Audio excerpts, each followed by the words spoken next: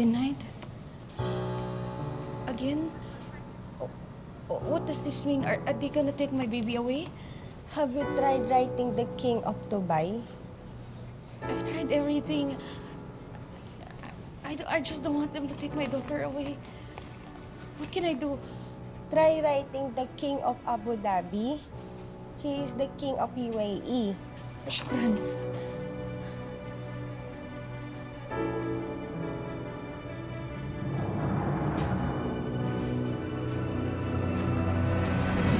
Ipinaglaban ni Arlene ang karapatan na kilalanin siya ng estado ng UAE bilang ina ng kinukup niyang si Bibi Aya.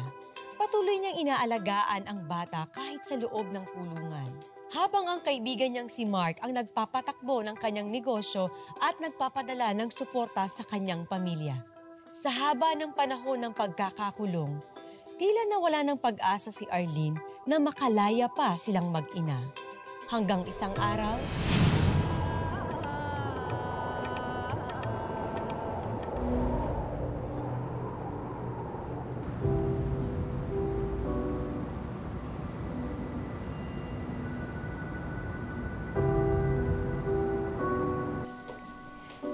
Arlene, I have a news for you.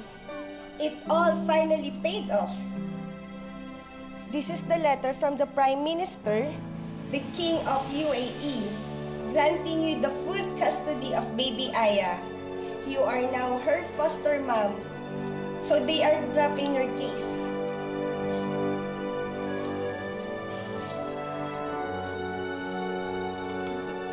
The king recognized me as Aya's mom. Anak, Aya, anak. Makakalaya na tayo. Makakauwi na tayo ng Pilipinas. Makakauwi na tayo.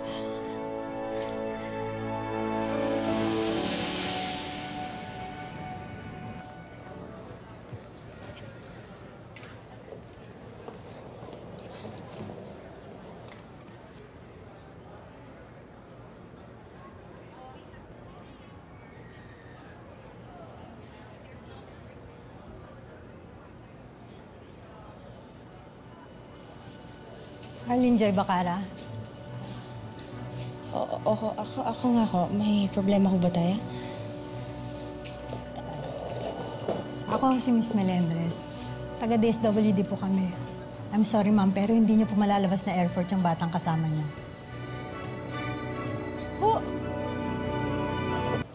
Kailangan niyo po siyang isurrender sa amin. Kung hindi, makakasuhan kayo ng human trafficking. Miss, anak ko ho to. Anak ko ho si Aya. Ma'am, kausapin lang po namin kayo ng maayos sa opisina. Pero yung bata, maki-assist mo muna siya. Bakit hindi ko kukunin yung anak ko? Sige, pakian mo muna yung bata. Oh, sandali lang naman ho. Bigay niyo na po. Sandali lang naman ho. Huwag niyo naman kukunin yung anak ko. Hindi ko alam na. Kakausapin lang po kayo sa opisina para po maayos po ang lahat. Hindi ko naiintindihan kung ano nangyayari. Sandali. Bitawan niyo na po. Sandali lang. Oh, yung anak ko ay. Saan niyo dadalhin yung anak ko? Assist mo sa kanya. Tara na po, ma'am. Kakausapin lang po kayo para po maliwanagan yung mabuti. Asan ho yung anak ko? Pwede ko na ho bang makita si Aya? Sa ngayon po, ma'am, nasa pangangalaga po namin siya. Bakit ho? At saka bakit niyo ho ako kakasuhan ng human trafficking? Naipalam na po sa amin ng embassy ang tungkol sa kaso niyo. At alam din po namin na hindi po kayo ang biological mother niya. Ma'am, nagpakulong ho ako para sa batang yon. Meron din ho akong sulat galing sa hari ng UAE. Ito ho, dala-dala ko ho. Ma'am, nasa Pilipinas na po tayo. Pilipino po kayo pareho ng bata. Kahit nagbigay po ng recognition ng hari ng UAE, ang batas pa rin po ng Pilipinas ang kailangan natin sundin sa pag-ampon sa bata. Hindi po kayong may custody sa kanya.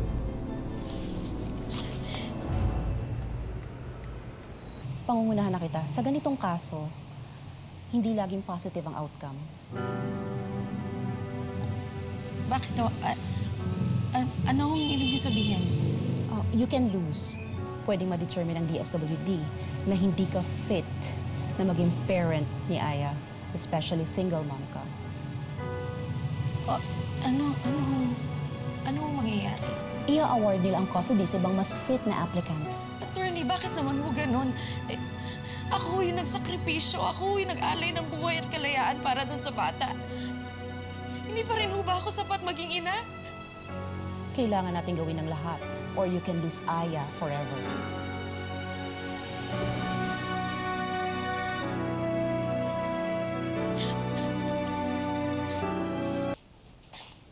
Inyara Tiara Remidenyo. Sumusulat ako sa Malacanang. Baka kasi sakali makatulong sila sa pagbawi ko kay Aya eh. Yung sulat na pinapagawa ko sa'yo, okay na? Hindi. Di ba sabi ko sa'yo, isulat mo, tapos pipirmahan ko na lang? Sulat lang naman yun na nagsasabing tutulungan mo ko bilang kapatid ko sa pag-aalaga doon kay Aya. Mahirap ba yun? Bakit ba kasi pinagpipilitan mo pa yan? Ha? Sumuko ka na. Lahat ng kabuhayan natin, nauubos na dahil dyan sa kakapilit mo, dahil dyan sa kakahabol mo. Ano bang pinaglalaban mo, ate?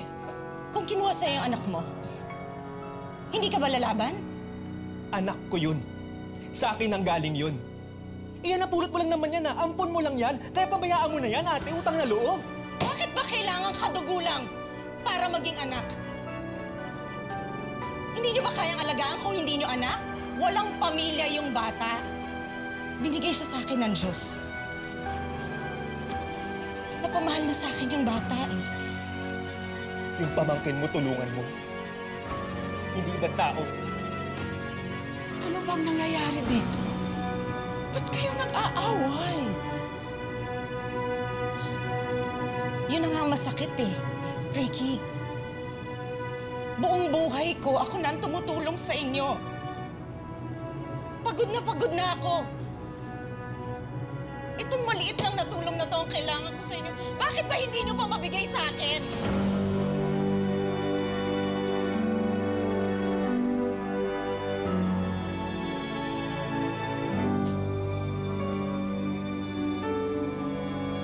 Naiintindihan kita, anak. Hina din ako. At kahit hindi mo dinala si Aya sa iyong sinapupunan, dama ko ang pagmamahal mo sa kanya. Ikamatay ko man. Basta ang importante, maipadama ko sa kanya at malaman niya ang isang taong totoo at labis na nagmamahal sa kanya kahit kailan. Hindi siya iiwan. Oo, anak, oo. Oo.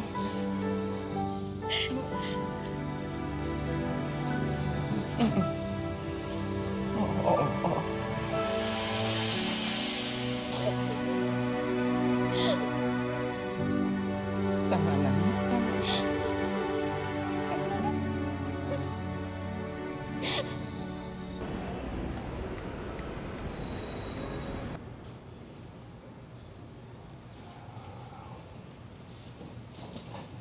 Sino sila? Sila ang mga nag-a-apply na maging foster parent ni Aya. Pero hindi pwede yun. Ako ang ina ng bata. Yeah, we know.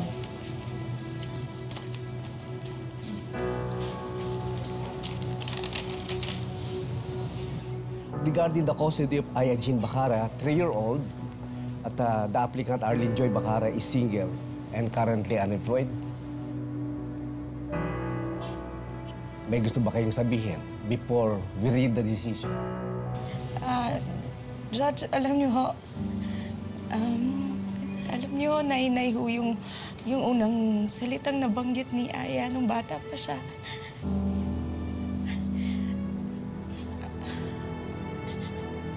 Tsaka, tuwan-tuwa ho ako nung una ko nakitang nakakalakad na siya. Alam niyo rin ho ba na hindi ko nakakatulog yung bata kapag hindi ko siya kinakantahan. 3 taong kong kinupkup yung bata.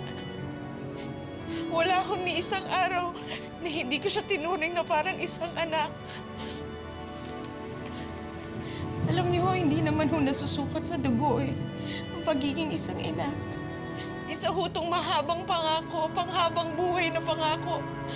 At nangangako ho ako na mamahalin ko yung anak ko nang walang katumbas.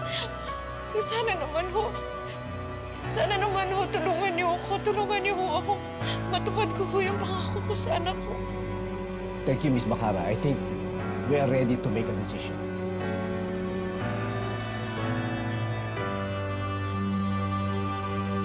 Miss Arlene Joy Bacara, the state hereby grants the custody of baby Aya to you as a foster parent.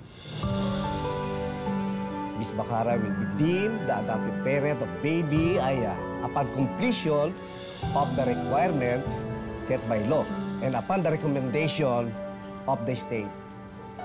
Congratulations. Salamat po. Salamat po. Mama!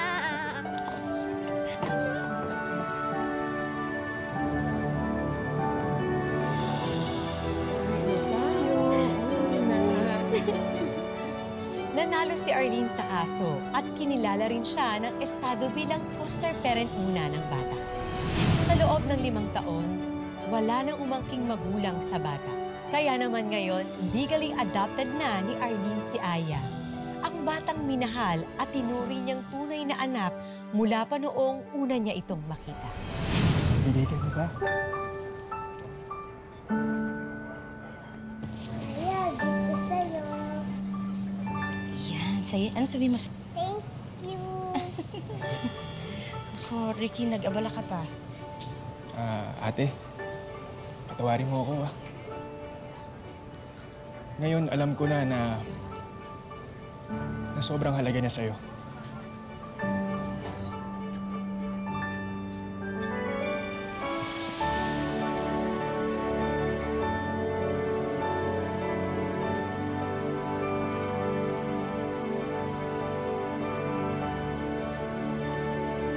I love you, Mama.